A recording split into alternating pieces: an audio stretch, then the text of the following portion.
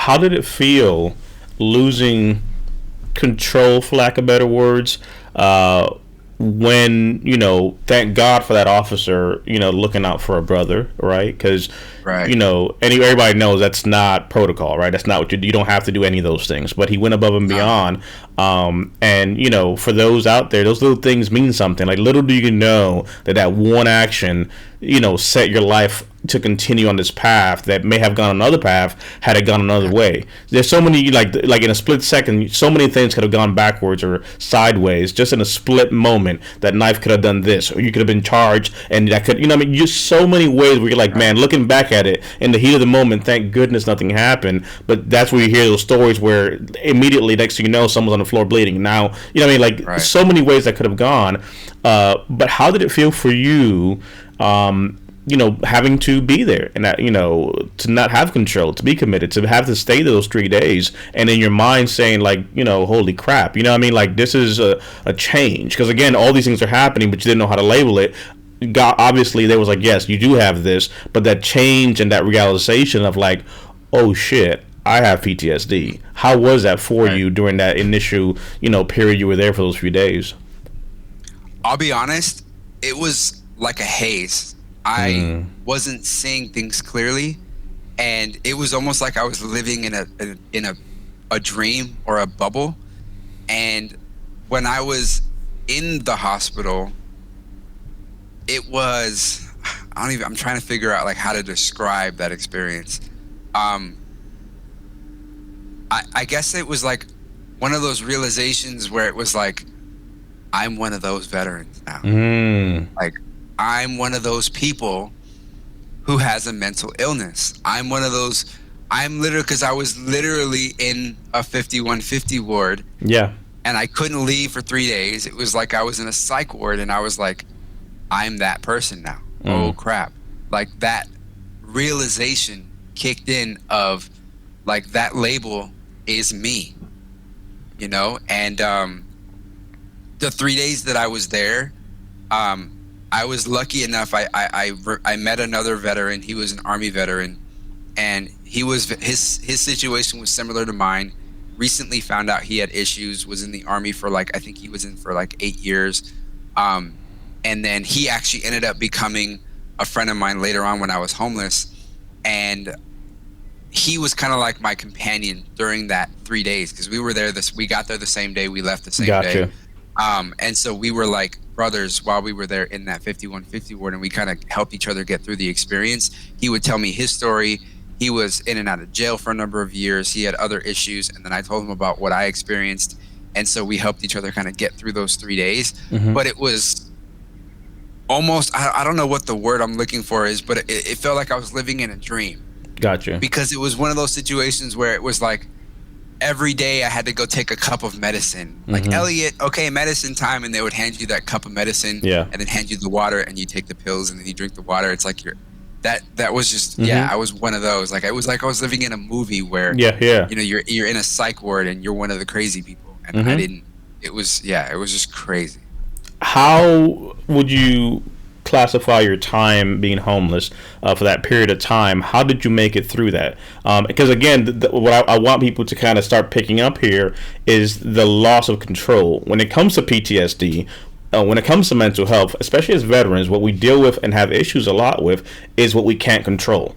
Which is why many veterans that have mental health conditions, what they can control, you can't mess that up. Like, you don't understand, I have to be this way. It's not that you have so much OCD. It's that, look, I can't control a lot of things in life, but the one thing I can, I don't want anybody to mess with it. Like, I have to get up at this time. I have to do this time. If I'm going to record, it's this way, it's that. Like, everybody has, like, their thing that they do where it's like, look, I have to be able to control something, especially when you're feeling that you're out of control, right? So enter the mental health, being in there for a period of time, there's no control, right? So you band together, and at least that gives you some kind of normalcy.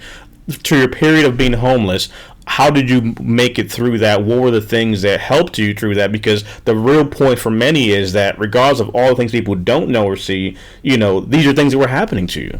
What pulled you through, and how was that period where now you don't have a home, and you're homeless, and now enter another stereotype of like, crap, now I'm a homeless veteran. Shit. Right. Yeah. Music, honestly. So the first period of homelessness, I was actually living in my car. So long story short, what happened was after that 5150 ward, I tried to go back home to my mom and my brother. And they were scared of me because of what happened. They were like, we don't want you here. We're scared that you're going to end up hurting or possibly killing one of us, yourself. After that violent incident, my mom was fearful. And so she was like, you got to find somewhere else to go. I didn't have anywhere else to go. I didn't know anybody else. I wasn't when I got out of the Marine Corps, I lost contact with all my high school friends. I was on my own. My family was my it. That was all I had, other than a few friends that I knew from high school that were still living in the same area that I had slightly stayed in contact with, but not to a point where I could be like, hey, let me come live with you. My mom and brother won't let me come back home. So I ended up sleeping in my car for a little while. And then I got the idea and I was like, let me just call the VA hospital that I was in, the 5150 ward, because they gave me the number on my way out and said, here's the number to this place if you need us again.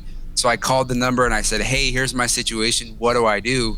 And I was lucky enough to get put into what's called transitional housing for veterans, for homeless veterans. So transitional housing for homeless veterans is basically where they'll put you, it's like, you got to think of it as like a kind of like an upscale homeless shelter. Okay. Where it's a bunch of veterans living in this facility and they provide resources for you. They provide food for you. They provide, resume support so you can try to find a job, things like that. There's just resources within that facility while you're living there so that you can get back on your feet and not be homeless anymore. So I was put into transitional housing all the way through the end of 2008. And the thing that got me through it was two things, my car and music. And they're tied together because of the radio in my car. So what I would do, this is when songwriting really started for me. This is when my ability to write really grew. Because what I would do was, while I was at that transitional housing facility, I had my car and I would sit in my car for hours. And I still remember days when my car battery would die because I would sit there with the key, back when we had key cards, and you could put it in ACC mode so that the battery would run and you could run the radio but not turn the engine on. And I was an idiot. I didn't know back then that I should have just turned the whole car on because you kill the battery doing this. But I didn't know this back then as a young kid. And so I would put it in ACC mode so the radio would work and I wouldn't burn, because I was worried about burning gas in the car, money. I didn't have any money to pay for gas. So I didn't want to burn any gas and then have to find out where I can get money for gas money. So I just ACC mode, turn the radio on, and then I would go to different websites where they had free beats, and I would download these free beats onto CDs, throw them in the CD player, and then just sing to these beats in my car for hours at a time. That's what got me through it. Sitting in my car outside of the building, writing songs is partially and probably 80% of what got me through that experience. A lot of the times I remember a lot of the guys that were in the facility with me would have to come knock on my window and be like, hey bro, they're having dinner in the cafeteria over here. Make sure you come eat, because I'd be in my car just songwriting and singing and crying and getting myself through moments for so long. That was like a little studio almost right there. Right, exactly. My car was my studio at that time, because that's all I had was my car, some clothes off my back, and then some stuff that I brought from my room in high school that was at my mom's house. And then the other thing that got me through it was I was lucky enough to have a job at that time. I got another job working as a security guard. And so I was going to and from work, which also kept me busy, which killed some time. And having that structure and that schedule of having to wake up, get ready, go to work, come back, and then I would just spend all my free time sitting in the car writing songs. That structure throughout each day is kind of what got me through that. Yeah. Did people at your job know you were homeless? No, absolutely not. I would never talk about it. They thought I was fine. They just thought I was a guy who was working. Just driven, veteran, get her done, comes in, does his thing. Right. He happens to be into music. That's pretty cool. Can you sing us a tune or two? And none's the wiser. Right, exactly. Yeah. At that time, I wasn't even telling people that I sang, because it wasn't anything for me. Because I had Musicians Institute in the background. It had already happened. Gotcha.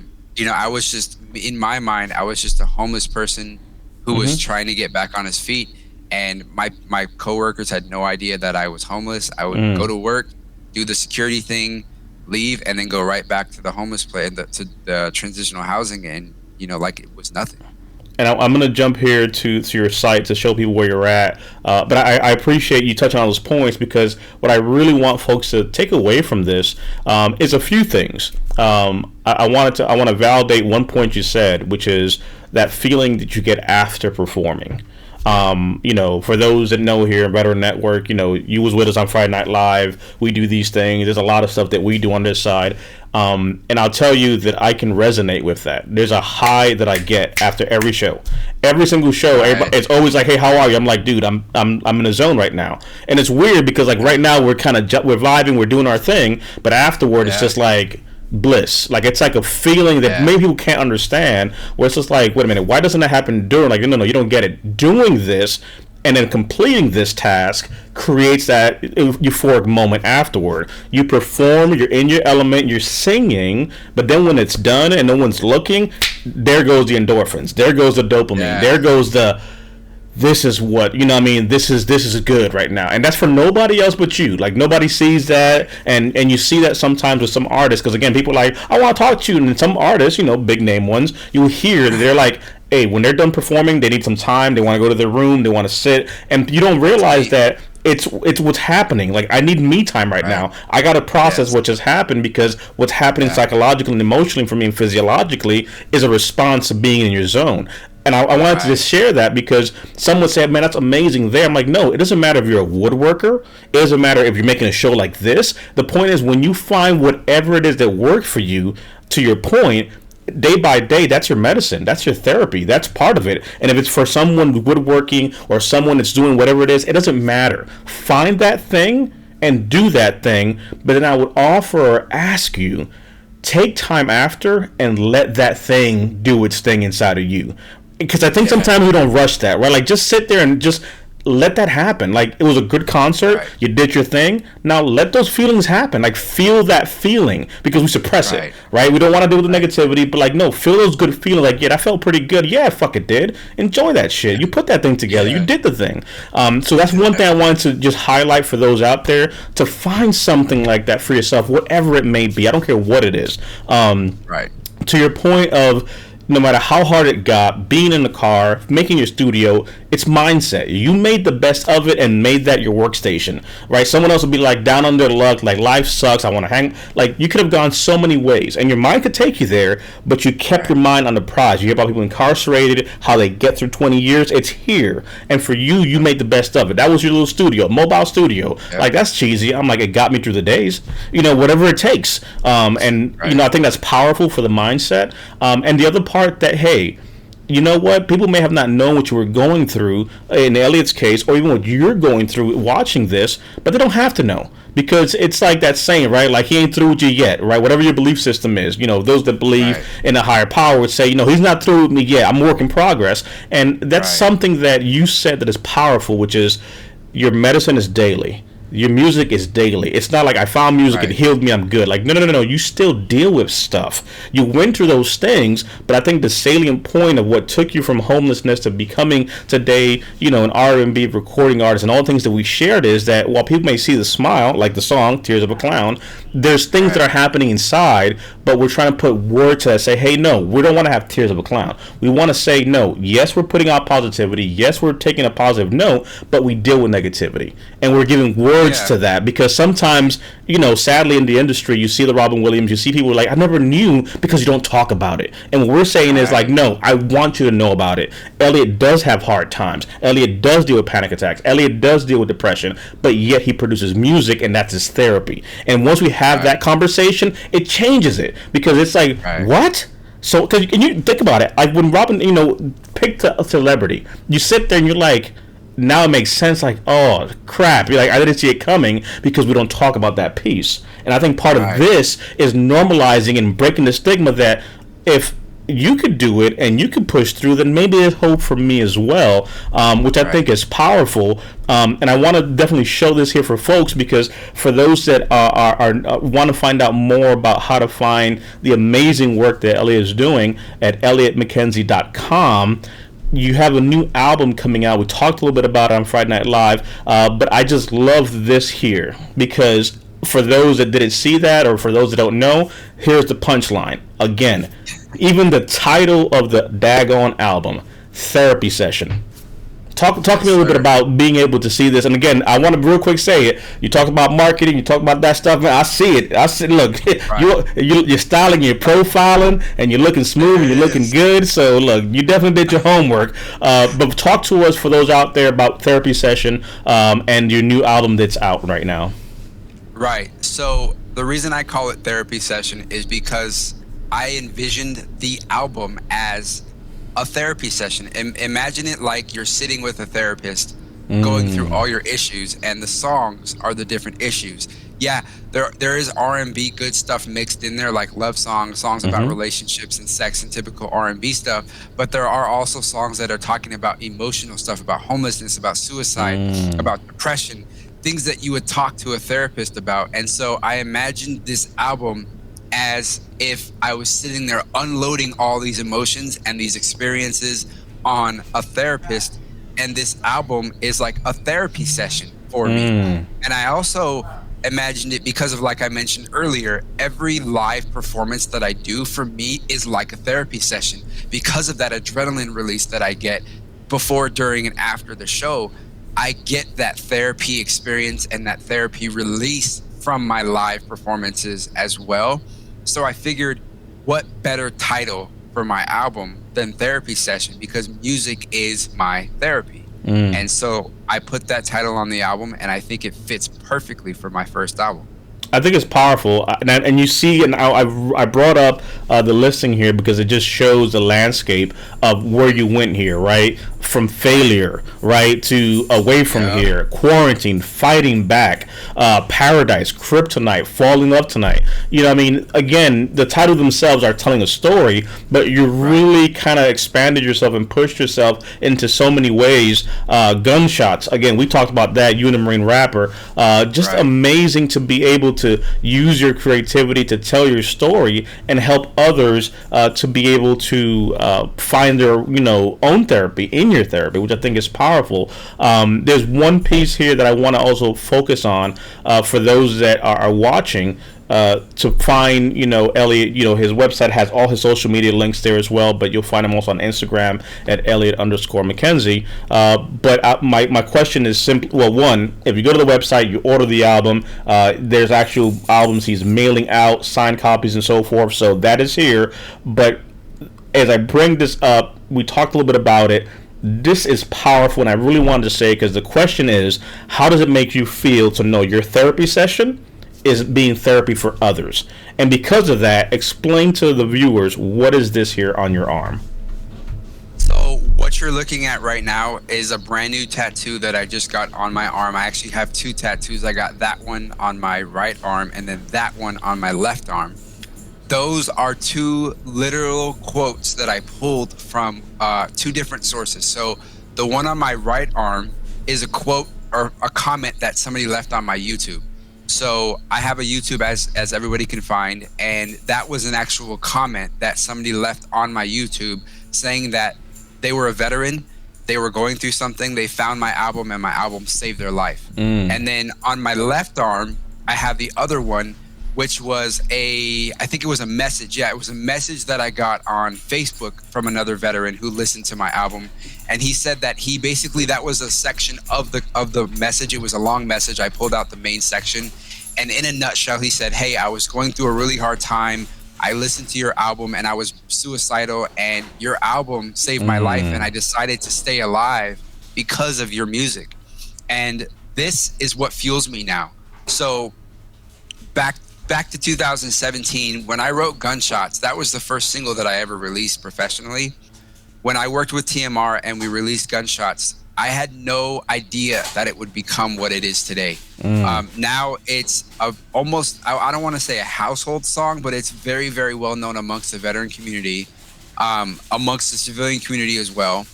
I had no intention of that. I just wanted the song to get heard by maybe 100 people. I would have been happy. Right? I think the video has somewhere near 50 or 60,000 views now. It's been seen everywhere. It's been on the news. And then since then, this is the kind of reactions that I've been getting from a lot of my listeners and a lot of my fans. People have been telling me since then how my music has saved them, how it's gotten them through a hard time, how it's helped them finally unleash all their demons and get things off their chest to either their family, friends, the therapist, save their own lives. It's given them a path to take that's been able to save their lives. So now my fans are my fuel.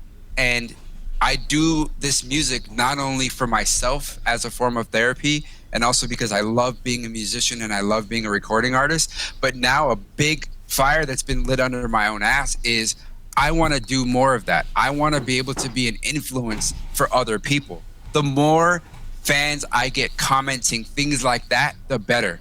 Because now one of my biggest missions ever is to use my music as a way to help other people, a way to inspire other people, motivate other people. And now my attention has shifted from myself to my fans. Now I do this more for them than I've ever done it for myself.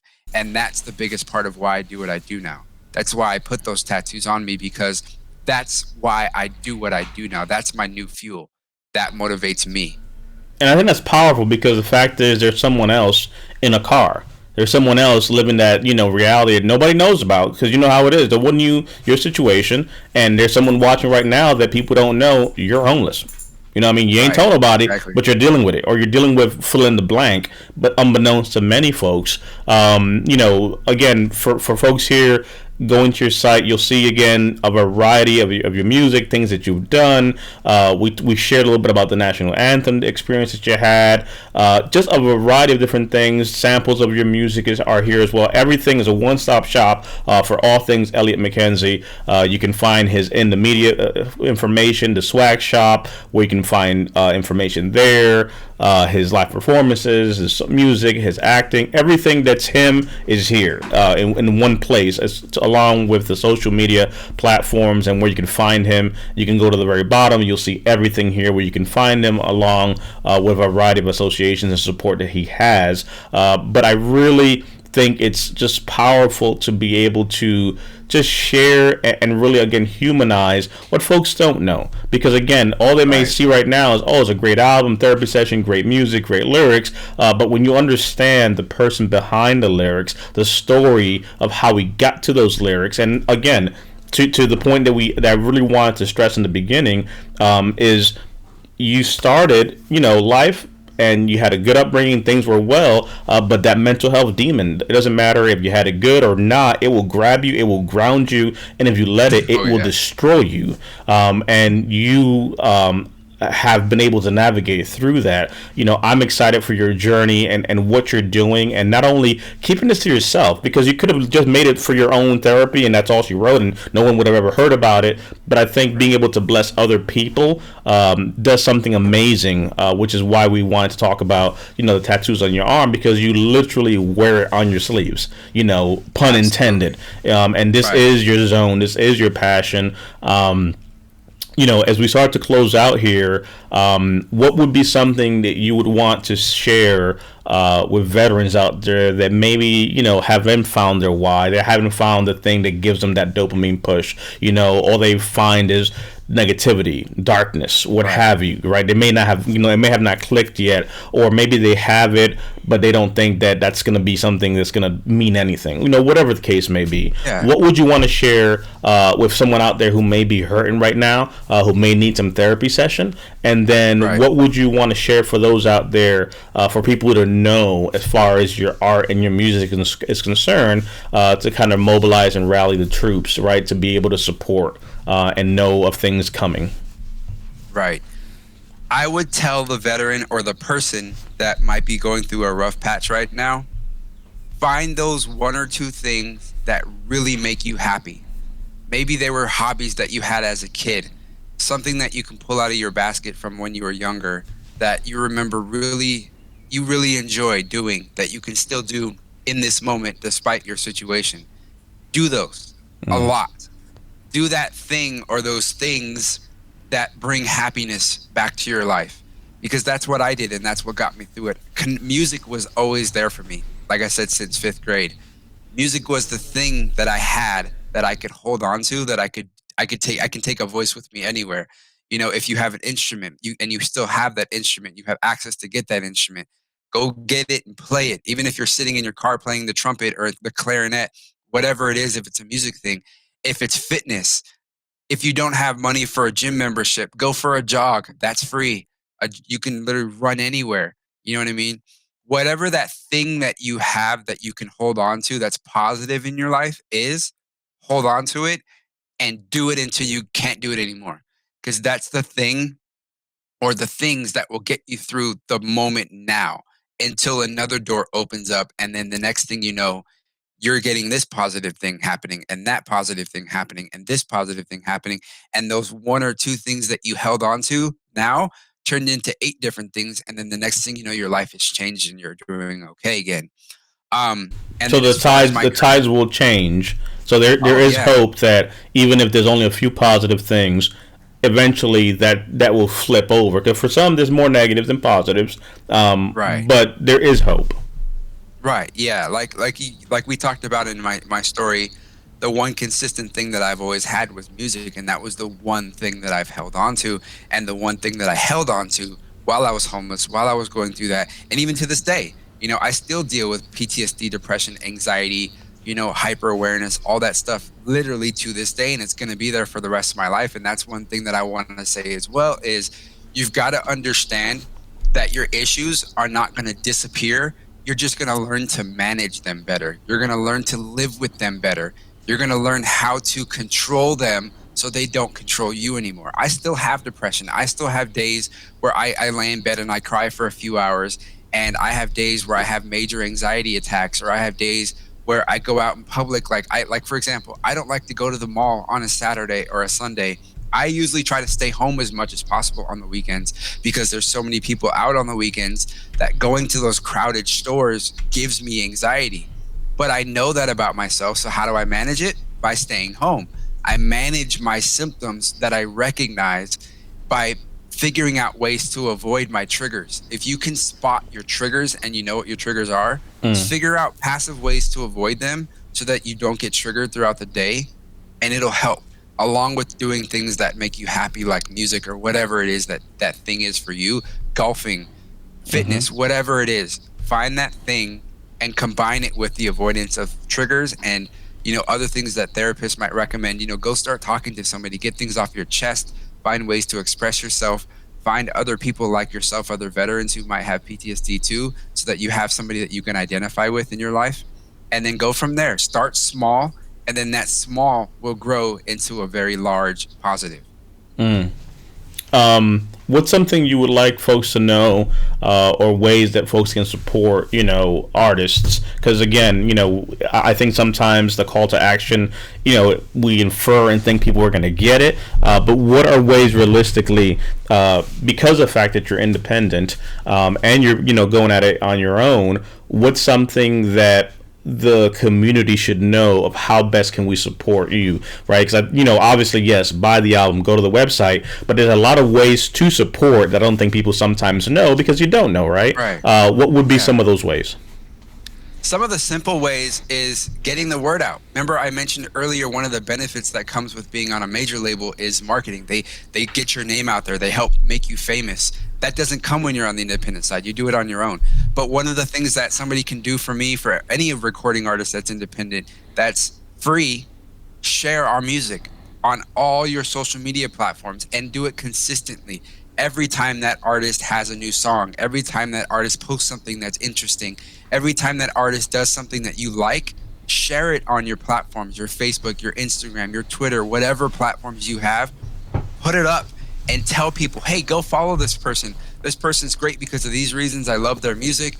You should follow them too. To help spread the word, help get that person's brand out there and spread to the world, because that's how we succeed. Because the more people hear my music, the more my brand becomes known and the more I can grow as a recording artist.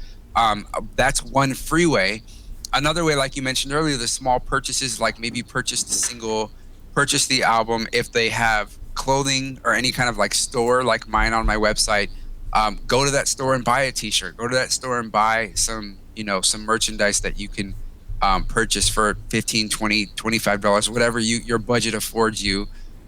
Stuff like that. Because obviously my goal is to be able to do this full time and make this my full-time job. In order to do that, I need the income, and this helps support me through my income. You know, some of the money that goes to these things I get, and I can use that and then turn around and put that back into my career. No, and again, sharing that here for folks to see it as well. When you go to the website, you click on the store. You can click on the album. It'll take you to the album. You click on this under the word store to visit the Elliot store. You'll see the variety of different merchandise and support. Right. And again, even down to something simple of just, sharing information, hashtag R&B vet. That's going to, trigger and kind of index the different things that are out there. But I encourage everyone out there to really take a second to read a little bit of the bio, get a little information on Elliot, consume his information, but really understand what he's doing and support what he's doing, which I think is powerful. In closing, Elliot, what would you share that is maybe your mantra, right? What's your ethos? What's your kind of thing you tell yourself that kind of keeps you pushing? Because everybody kind of has like their own little creed, their own little mantra, their own little, whatever it may be. What's yours? Yeah. So go back to the website real quick. I'm going to show you it. I can literally show you what it is. So go to my store. Mm-hmm. And that right there. So pull up, let's say that hoodie, the top left. Okay. Red and blue. So if you zoom that in, if you click on it, it should pop up as a bigger picture. Mm-hmm. That is my mantra, and that's why I have that clothing line. Because "Let's Go" is literally my mantra. So if you watch almost any video that I've released, other than like the music videos, but like videos where I'm talking on like my social media, anything like that, you'll notice one of the things that I always say at the very end of every video is R&B vet, baby, let's go. And that's because it's my way of motivating people to let's go. Like, get off your ass, go hustle, go do whatever it is that you got to do today in this moment to make your day better. And so let's go is my slogan, and that's why it's one of the clothing, one of the brands that you can buy with the clothing, because it's meant to motivate you. Like, let's go. Like a lot of my fans who've purchased that line, they use it as like gym clothes. Like you see right there on the left, the female yoga pants. A lot of them have used these, especially this "Let's Go" line, as what they wear to the gym because it's motivating. Like, let's go, let's get off our asses and hustle. So that would definitely be my mantra or my slogan for myself and my brand is "Let's Go." And that's kind of why I asked it, because looking at, obviously, your clothing line, you can kind of, pick up, the things that you care about if you're actually going to put it on merch. So I think it's just, again, even down to the merch side of the house, we understand what the hashtag R&B vet is, but now, again, even folks that are trying to support you, now it makes sense. Okay, now I understand why it says "Let's Go." Okay, well, no. Now this is kind of your creed, your ethos. This is your motivator. This is your thing. And whatever for somebody else, it's like, hey, until you find yours, then hey, use this one. Let's go. Like you can borrow it. Like it doesn't have to be just one person's thing. And I think that's really the collaborative side of what we're doing. But in closing, I really hope that this really helps many individuals to shed a light into that. Though we may see appearances, right? You see an album, you see things, you see maybe a YouTube video, and we'll play some here at the end afterward that we'll add for those viewers to see the links to the different videos that you've done and performances you've done. But I think it's just powerful to be able to actually see behind the scenes and say, now appreciate much more these artists, right? We don't have to go into the night just holding to all these traumas and pains by ourselves. We have the ability to be able to talk about it and say, hey, we're still here. Yeah, we deal with these things, but yet we can still produce, we can still create, we can still do things, and hopefully that motivates somebody else out there to be able to say, well, shit, if DP can do it and Elliot can do it, then fuck, let's go. You know what I mean? That's really what it comes down to. You know what I mean? There's no excuse, and it's not because we're better than any of you, it's that we're just like you. The difference is you're not alone, right? You're not the only one having to deal with this way or whatever. So even if you were committed, even if you were homeless, even if you were, born with an addiction, even if you were in foster care, even if you had, less than, no matter what the setback is, the resiliency of the mind, how we made it through deployments, how you got through Ramadi, how I got out of Iraq, how we made it through all those instances. That's not the focus, but we made it through all those points of life because of this, because of our brotherhood, because even while you were committed, you found somebody else, you kind of locked arms and you pushed through. You got through those 3 days the same way you got through Iraq. We did it as a team, and now post-service, that's what this is about. It's saying that you're not alone. We can get through this as a team. Having these conversations, getting Elliot's album, using therapy session, being able to really just say, hey, we can do this together the same way we went into combat and came out of it. It doesn't stop there. Those will be some of the things that I hope really kind of resounded with our audience and those watching this. Again, make sure you watch this. Make sure you share this with someone, because it'll help you better understand who is the man behind the music, behind the brand, and hopefully find some clues, right? They say success leaves clues.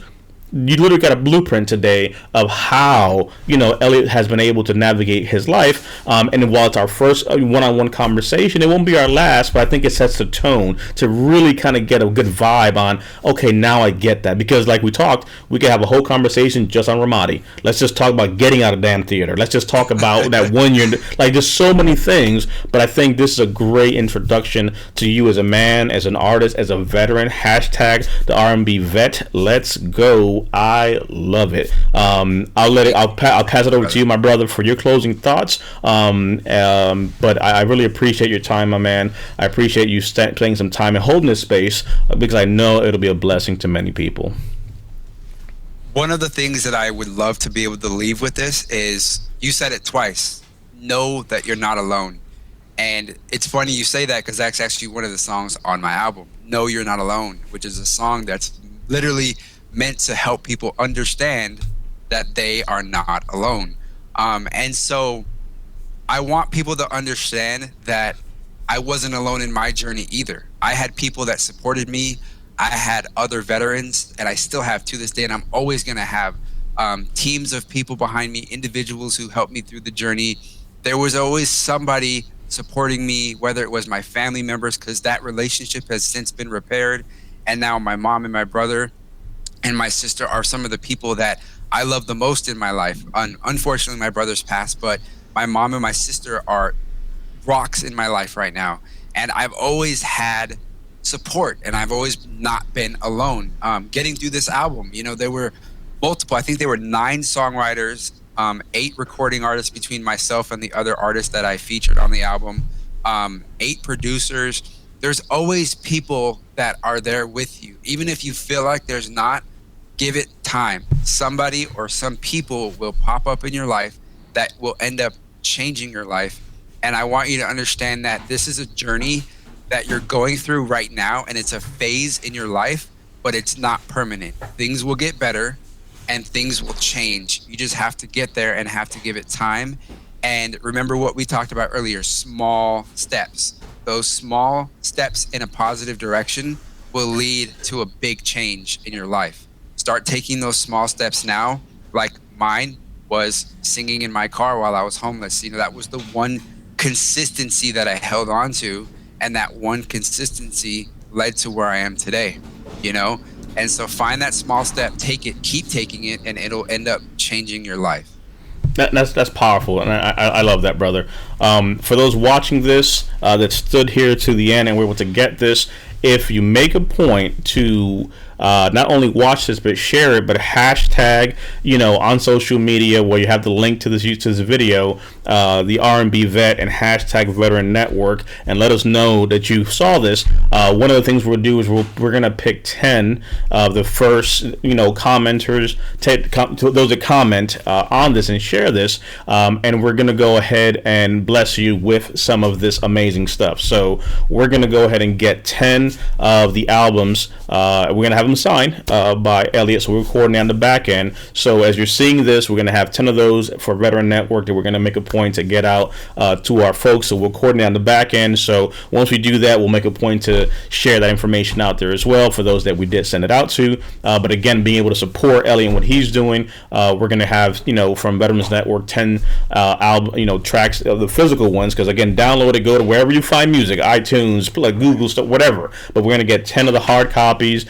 and have those signed and sent as well to those listening out there. So make sure, one, that seeing this, you reshare it on your social media, hashtag R&B Vet, hashtag Veteran Network. We'll go ahead and follow. Make sure you tag us in that so we see you. We want to have a conversation with you and also be able to bless you. So 10 of you all watching this right now, that's the instruction. It's making a point to hashtag R&B Vet, hashtag Veteran Network. Make sure you're following us, obviously, if you're tagging us. And we'll go ahead and get that to you all. So we appreciate, obviously, what you're doing. We know it's going to bless many people out there. Elliot, it's a pleasure yet again spending time with you, my man. I'm, very, very blessed to know you and be able to just learn more about you and break bread with you and hold this space. So I'm definitely looking forward to more conversations, my friend.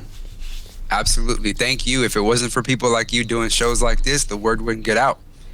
So you're doing a huge part in all of this. And if it wasn't for you, I wouldn't be here right now. And I wouldn't be being able to do what I'm doing with you. So thank you, DP, for doing this and doing this for not only myself, but all the people that you've interviewed, all the shows you've done, because you're making a big difference in the world by doing this. Yeah, I'll tell you, man. It's we're stronger together. That's the punchline. We're stronger together, and when we can all rise together. So, my friend, definitely we'll talk again soon. For those watching, again, we gave you where to find Elliot and his amazing information. Get yourself the track, get it for someone else. If it's beneficial to you, I am asking, make a point to not only take the information, take the album to yourself and see what it's about, let it bless you, but share with somebody else. I think that's really what I would ask for those out there, because it's not just, hey, here's an album, but knowing now what it is and what that does for someone. There's someone out there that needs to hear the words that they're not alone. They need to be able to hear the word that the things will get better, that no matter what's going on, there is a way, and that can help and benefit them. So get one for yourself and get one for a friend, because trust me, we all know someone that's like, look, you might want to listen to this. All right, my brother. We'll talk soon. Thanks, everybody, for tuning in. We'll be back. Thank you.